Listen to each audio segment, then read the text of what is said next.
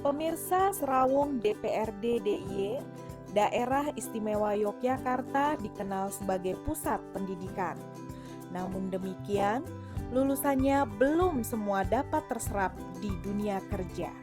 Berdasarkan laporan BPS DIY, tingkat pengangguran terbuka pada Februari 2023 paling tinggi adalah jenjang pendidikan tinggi atau universitas sebesar 4,91%. Disusul lulusan SMA sebesar 4,54%. Kemudian SMK sebesar 3,93%. Dan diploma baik 1, 2, dan 3 sebesar 3,04%. Banyaknya pengangguran terdidik ini dikarenakan banyak mahasiswa yang tidak langsung kembali ke kampung halamannya setelah wisuda. Sebagian lagi tinggal di DIY untuk mencari pekerjaan yang berlokasi di DIY dan provinsi lainnya. Pengangguran terdidik paling banyak berada di perkotaan. Pemirsa, jumpa lagi kita dalam Serawung DPRD DIY. Dalam pertemuan kali ini, kita akan membahas topik mengenai pengangguran di DIY. Seperti pembahasan sebelumnya, salah satu PR bagi Pemda DIY adalah bagaimana menurunkan angka pengangguran. Nah, sekarang di depan saya sudah ada Ketua Komisi D DPRD DIY, Bapak Kuswanto. Kita tanyakan apa yang dilakukan oleh Komisi D DPRD DIY terhadap upaya mengatasi pengangguran. Kita sapa dulu dengan Pak Kuswanto. Akhirnya kita bisa berjumpa pada siang hari ini. Ya. Ini Pak Kuswanto, seperti tema yang kita sampaikan tadi, bahwa soal pengangguran ini seperti menjadi PR tiap tahun, Pak. Bagaimana melakukan, dan angkanya sepertinya kisarannya tidak banyak berubah. Bahkan di saat pandemi COVID-19 agak sedikit naik, dan sekarang mulai agak turun. Tapi ini bagaimana ke depan Pemda DIY itu bisa menekan. Nah, sejauh ini pemantauan atau langkah-langkah yang sudah dilakukan oleh Komisi D DPRD DIY dalam upaya menekan pengangguran atau meminta pada eksekutif untuk bisa menekan pengangguran gimana, Pak? Ya.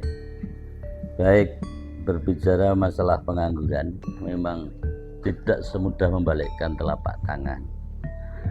Kalau di pandemi COVID-19 memang ada peningkatan, itu wajar.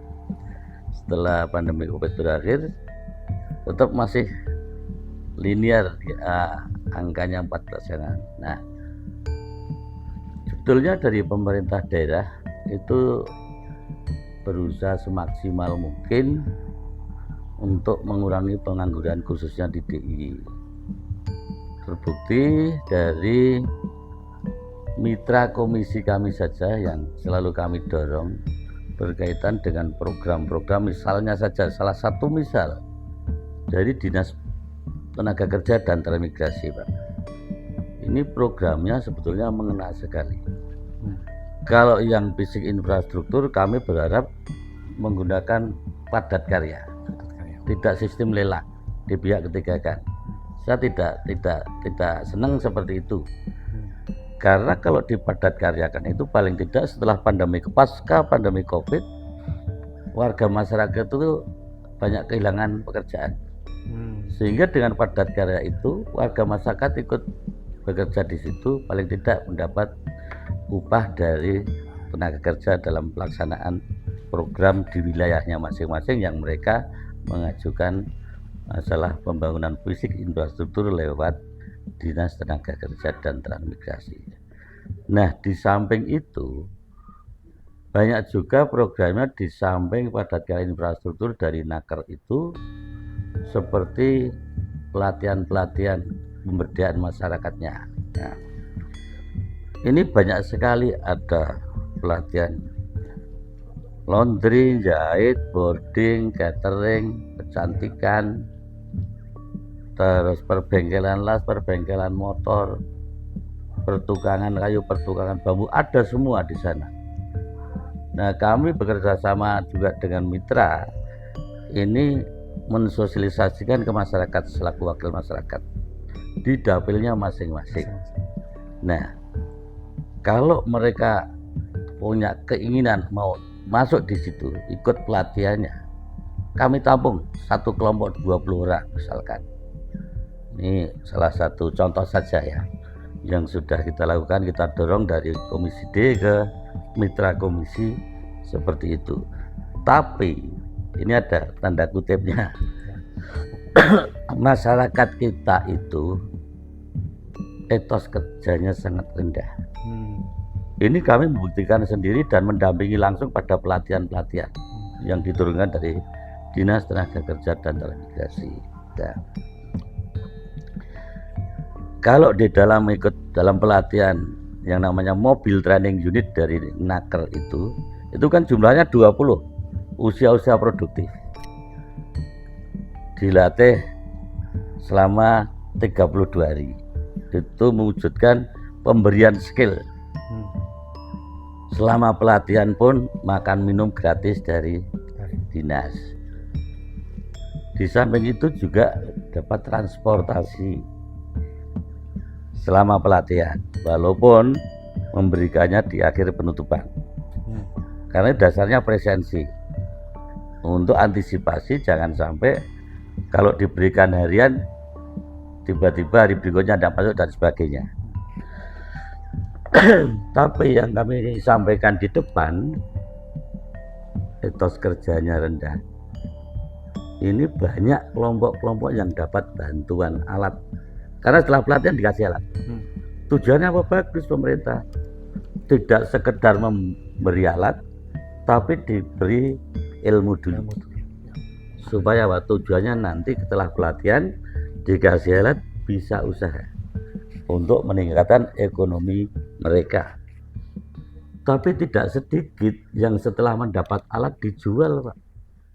Ini kan mental masyarakat kita banyak sekali. Kalau mau mengawal ya SDM-nya terbatas dari dinas, kalau tidak ya seperti ini jadinya. Padahal setiap kami mengadakan penutupan pelatihan itu, di situ kan hadir lurah-lurah yang di wilayahnya itu. Kami juga pesan Pak Lurah, tolong nanti yang pada pelatihan misalkan jahit, pengolahan makanan, itu diawali dari kelurahan mengadakan apa ya pesannya di kelompok ini. Mau mengadakan seragam perangkat ya pesan di kelompok ini. Supaya apa? Supaya bisa menyalurkan usaha mereka dan menghasilkan. Nah, sebetulnya lewat online juga bisa. Nanti kan bisa dibagi sebetulnya dari 20. Ada yang memasarkan lewat online, ada yang melaksanakan pekerjaannya. Sebetulnya banyak. Nah, kita tidak habis pikir, dan juga pemerintah daerah kami dorong khususnya di dunia pendidikan. Nah, ini paling tidak nanti dalam menggodok anak didik khususnya yang sudah di SMA SMK itu yang betul-betul yang di situ diperbanyak mengajarkan masalah entrepreneurnya. Nah, supaya apa? Mana nanti setelah mereka itu lulus yang tidak melanjutkan ya bisa melaksanakan apa yang diajarkan di sekolah. Seperti itu. Ya, Pak Gus, tadi kan ada problema soal etos ya, etos kerja. Yeah. Mungkin titiknya itu ada di seleksi nggak Pak? Ada lebih selektif nggak ke depannya supaya lebih bermanfaat mungkin ya? Ya memang ya namanya itu sebenarnya bisa lewat sosialisasi ke masyarakat. Tapi kembali ke karakter kan itu terusan ya, kembali karakter masing-masing. Sebetulnya kalau memang punya niatan, modal utama itu kan niat. Asal punya niat keras, saya kepengen jadi orang sukses. Dengan termotivasi dengan keinginan tersebut, saya punya keyakinan mereka ulet terus akhirnya. Nah, dengan keulatan itu apapun dia lakukan, saya yakin orang-orang seperti itu yang akhirnya nanti bisa sukses. Jadi intinya adalah bahwa salah satu upaya menekan pengangguran adalah kembali kepada diri masing-masing yang mengalami kesulitan ya Pak ya. Ya, Adalah soal membangkitkan motivasi. yeah. Terus ini Pak Gus Wanto, DIY itu kan banyak sekali ragam penganggurannya. Nah, salah satu faktor yang terbesar itu adalah pengangguran di tingkat sarjana yang lebih besar, kemudian SMA dan yang kecil mungkin SMP Pak. Nah ini kan agak rawan juga kalau di tingkat sarjana yang banyak ini Pak. Ya. Langkah-langkah barangkali yang sudah dipantau oleh Komisi D terhadap eksekutif ini sejauh mana Pak? Ya, menurut kami ya, menurut pemahaman kami di masyarakat bahwa di DIY ini kurangnya belum investor luar yang masuk di DIY ini belum begitu antusias dan juga mungkin juga terkendala perizinan. Saya berharap untuk memudahkan perizinan investor masuk DIY supaya apa? Supaya pengangguran yang berpendidikan tadi bisa masuk di sana. Nah, ini harapan kami seperti itu. Ini misalkan pabrik rokok Sampurno ini buka peluang Pak, cuman bagi perempuan karena ya kerjanya cuman misalkan anak putus sekolah cuman ngiting rokok itu banyak diterima. Nah itu tadi memang kembali ke manusianya. Saya sampai berpikir apakah masyarakat kita itu karena dulu dijajah Belanda ratusan tahun sehingga mentalnya itu seperti mental masyarakat jajahan, sehingga maunya hanya kalau istilah Jawanya krido lumai asta tadi ya, hanya berharap pemberian dari pemerintah, padahal yang dipikir pemerintah kan tidak hanya untuk membantu masyarakat yang setiap harinya, setiap bulannya, kepentingan yang lain juga banyak. Nah ini harapan pemerintah, gimana sih supaya masyarakat kita itu juga menciptakan lapangan kerja sendiri, jangan hanya berharap dari pemerintah. Seperti yang dilakukan oleh Dinas Tenaga Kerja, Dinas Pendidikan juga punya program yang namanya bisnis online. Bisnis online itu dengan majunya teknologi saat ini istimewa menurut saya. Karena di situ dikasih calon peserta pelatihan bisnis online itu, kalau sekarang pelatihannya hanya 5 hari, kalau tidak 4 hari itu dilatih untuk berbisnis secara online. Setelah selesai dapat laptop untuk usaha. Ini kan sebetulnya kurang bagaimana pemerintah dalam hal ini menurut saya. Nah, belum lama ini 1 bulan atau 2 bulan yang lalu anak saya laporan, Pak ini kok ada laptop ditawarkan lewat online. Nah itu kan laptop yang ikut pelatihan ada kodenya kok. Ada kode. Nah di situ itu loh, kami sangat sayangkan masalah mental, kembali ke mental karakter masyarakat kita. Ya paling tidak pembinaan karakter di sekolah-sekolah itu diawali sejak dini menurut saya. Ya. Pertama berarti kalau gitu yang siap terjun ke dunia kerja kalau di sekolah menengah itu kan SMK. Iya. Nah, SMK ini kan tentunya diarahkan ketika lulus siap sudah kerja, gambaran untuk bisa kerja. Iya. Ya tapi kembali tadi yang saya sampaikan bahwa istilahnya investor tidak begitu banyak yang masuk di DIY, entah itu karena perizinan entah apa. Dan juga DIY itu kan juga berpredikat kota pendidikan. Ya. Ini PR kita juga masih banyak masalah kenakalan remaja. Nah, kenakalan remaja sendiri kalau itu tidak segera diantisipasi, sedangkan Indonesia itu kan seperti di Jogja itu merupakan taman mini Indonesia. Dari seluruh provinsi masuk untuk menyekolahkan putra-putrinya. Tapi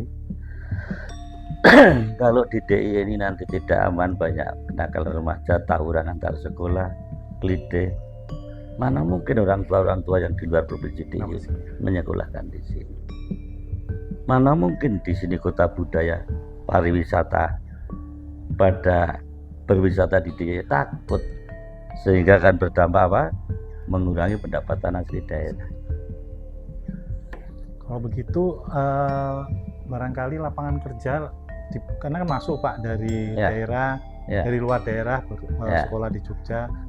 Sementara mungkin Jogja itu mungkin bukan sarana tempat Mencari industri ya, kerja. karena tadi agak susah juga Ya. kan, investor masuk.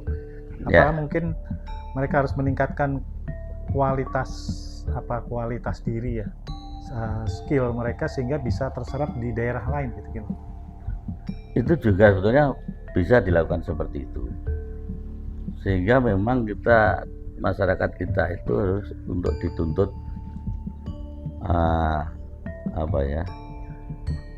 berusaha semaksimal mungkin, bisa di luar daerah pun bisa digembleng di sini. Kalau memang di sini tidak ada, cari daerah lain kan sebetulnya bisa. Nah, kalau di wilayah pedesaan misalnya, itu maunya ke kota cari kerja, padahal kota tidak ada lapangan kerja. Mereka itu anak-anak petani itu sebetulnya, yang dari dusun-dusun di sini.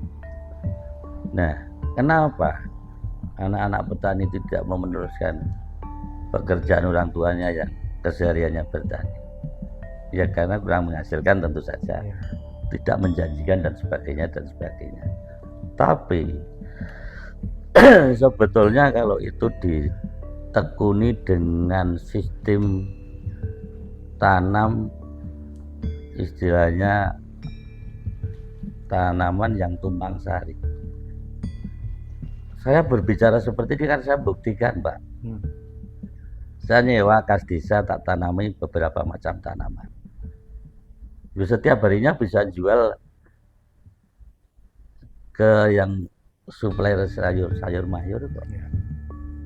Nah, sebetulnya tinggal niatan mereka mau merubah hidupnya atau tidak. Lahan kita masih luas untuk pertanian. Berarti Pak Kus nih mengajak para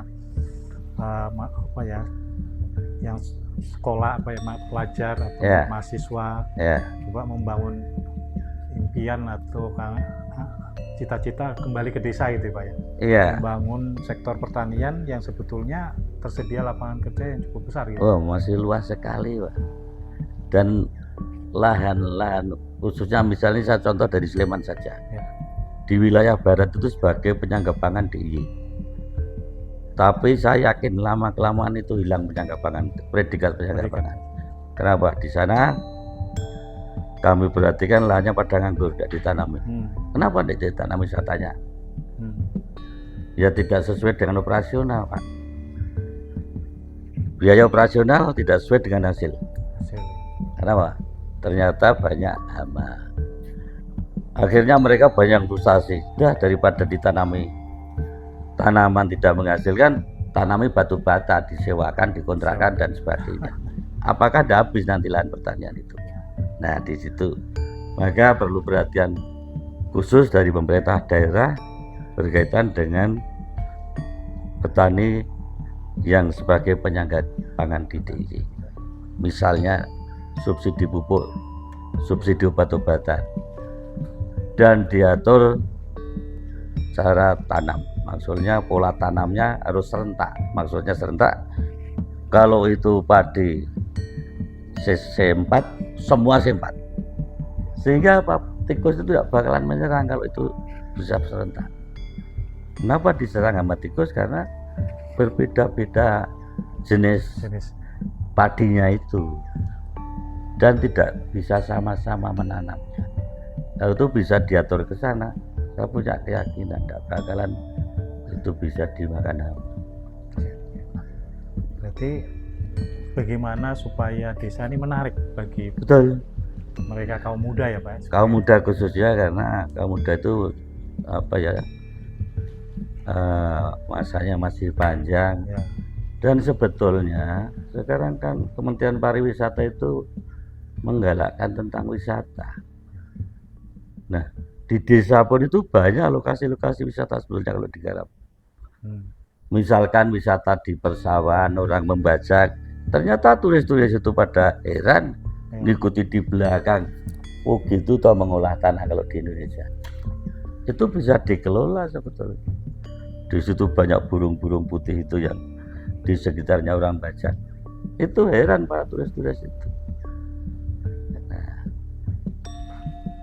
sejauh ini Pak, mungkin kan ada program dari lintas sektor ya, kira-kira kan ada pariwisata, ada tenaga kerjaan, ada desa juga kan. Ya. Itu bagaimana supaya lintas sektor ini bisa terlibat di pedesaan sehingga bisa mengurangi ini Pak, angka pengangguran, terutama khawatirnya terjadi di desa-desa. Ya, jadi termasuk misalkan Dinas Pemberdayaan Perempuan Perlindungan Anak, itu juga programnya menggalakkan desa itu menjadi desa trainer, desa prima, yang nanti berkait dengan Dinas Kebudayaan itu menjadi desa mandiri budaya. Ini harus komplit, desa trainer-nya ada, UMKM-nya hidup, terus tentang kesehatan juga bagus, berjalan baik. Itu kalau sudah bisa sinkron, wah ini bagus.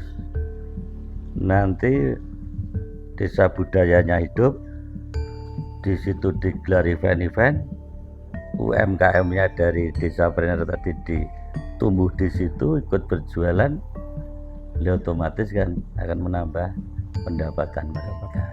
Itu paling tidak bisa mengurangi pengangguran. Ini harapan pemerintah seperti itu. Baiklah Pak Kuswanto nih, jadi sebetulnya banyak sekali yang bisa disampaikan Pak Kuswanto ya, intinya itu bahwa angka pengangguran bisa ditekan. Dalam arti ada upaya yang pertama adalah meningkatkan motivasi para masyarakat atau kaum muda sehingga bisa meningkatkan kemampuan untuk bisa diserap oleh dunia kerja ya.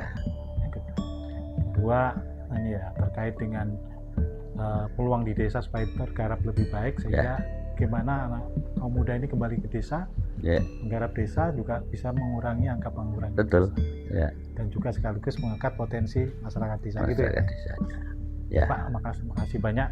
Mungkin ada closing statement dari Pak Kuswanto untuk pesan bagi mereka yang masyarakat, terutama baik orang tua maupun anak muda yang pengen artinya bisa terserap di dunia kerja gitu Pak. Saya berpesan kepada generasi muda khususnya dari DIY, manfaatkan waktu sebaik mungkin selama masih muda, karena waktu tidak akan terulang kembali dan ke depan kehidupan itu makin sulit. Gunakan waktu sebaik mungkin waktu masih muda ini. Saya rasa itu. Terima kasih. Pemirsa, demikian wawancara kita dengan Ketua Komisi D DPRD DIY. Ada hal yang menarik yang juga memberi semangat pada mereka yang belum mendapatkan pekerjaan atau mungkin belum terserap di dunia kerja. Yang pertama, jangan menyerah, semangat, motivasi tetap kencang, dan peningkatan kemampuan diri. Yang kedua, jangan lupa juga melirik di desa, karena desa juga banyak potensi untuk penyerapan di dunia kerja, terutama terkait dengan pertanian dan pariwisata. Baiklah pemirsa, temuan kali ini sampai jumpa dengan Serawung DPRD di pertemuan mendatang. Salam.